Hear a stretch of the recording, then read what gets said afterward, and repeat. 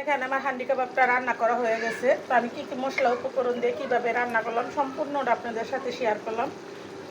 তো ভিডিওটা না টেনে দেখবেন। আর এরকম মজাদার মুরগির মাংস দিয়ে হান্ডি কাবাব একবার হলেও রান্না করে খাবেন। আর নতুন নতুন ভিডিও পেতে সাথেই থাকবেন।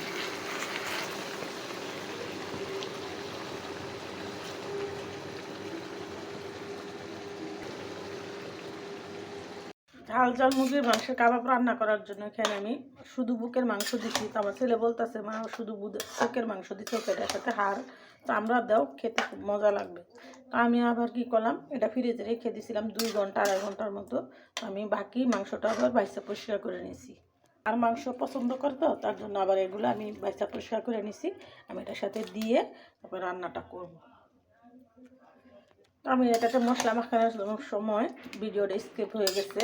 এখানে শাহি গরম মশলার গুঁড়া দিছি, লাল মরিচের গুঁড়া, তারপরে জয়ফল জয়ত্রী এগুলোও দিছি, দিয়ে মশলা দিয়ে সরষের তেল দিয়ে মাখিয়ে নিছি।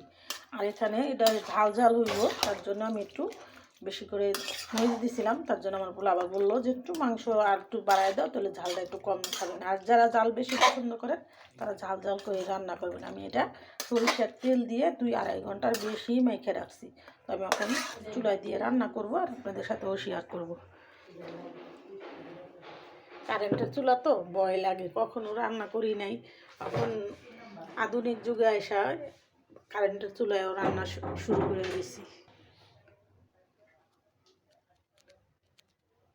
তো চুলার সিস্টেমটা আবার সুন্দর আছে, দেখেন। এটা দিয়ে চালু করব, এটা দিয়ে সুইচ দিব। এখানে আমি কাবাব বানানোর জন্য টাইম দেওয়া আছে, চায়ের জন্য দেওয়া আছে, এখানে টাইম দেওয়া আছে, আর এটা লক। তো আমি এটা বুঝি না, আমার ছেলের বই সব কিছু করে, আমি খালি নাড়াচাড়া করে রান্নাটা করি। টাইম করে আমার ছেলের বই দিয়ে দেয়।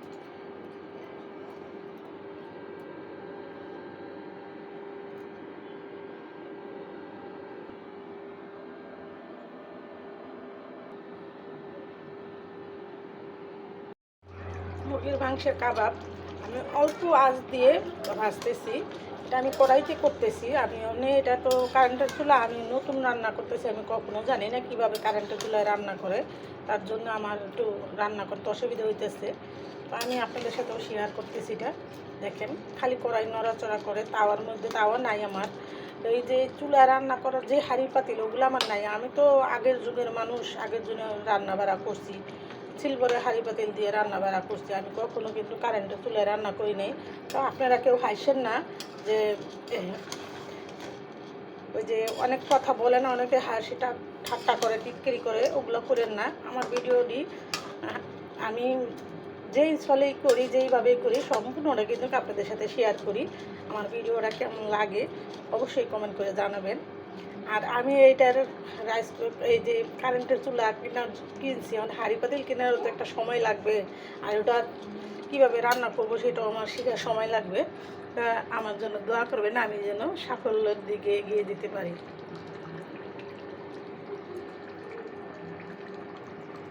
আমি একদম অল্প আঁচ দিয়ে ভাজা ভাজা করব।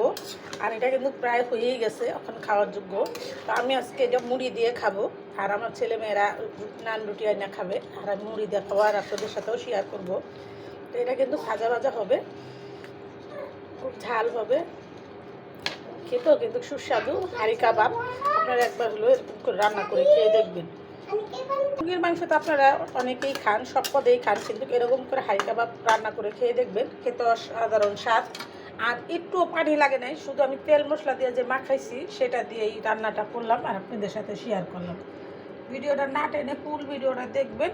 আর এরকম মজাদার মুরগির হান্ডি কাবাব বানিয়ে খাবেন। আর নতুন নতুন ভিডিও পেতে সাথেই থাকবেন। দেখেন, এক ফোঁটাও কিন্তু পানি নাই, আমি একটু ভাজা ভাজা করছি। আর এটাতে কোনো পানি থাকবে না, এটা কাবাব বলে কথা, তো একটু তেলটা বেশি হয়ে গেছে। মুড়িটা খাইতে গেলেও মজা লাগবে, ভুনা খিচুড়ি দিয়ে যদি খান খেতে অনেক স্বাদ লাগবে, আবার গরম গরম ভাতের সাথেও অনেক মজা লাগবে।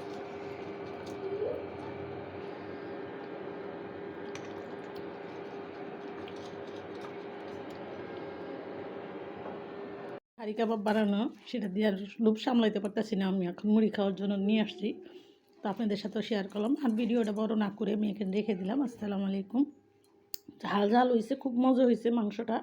আপনারা এরকম মুরগির মাংস দিয়ে হাঁড়ি কাবাব রান্না করে খাবেন। আর নতুন নতুন ভিডিও পেতে সাথেই থাকবেন।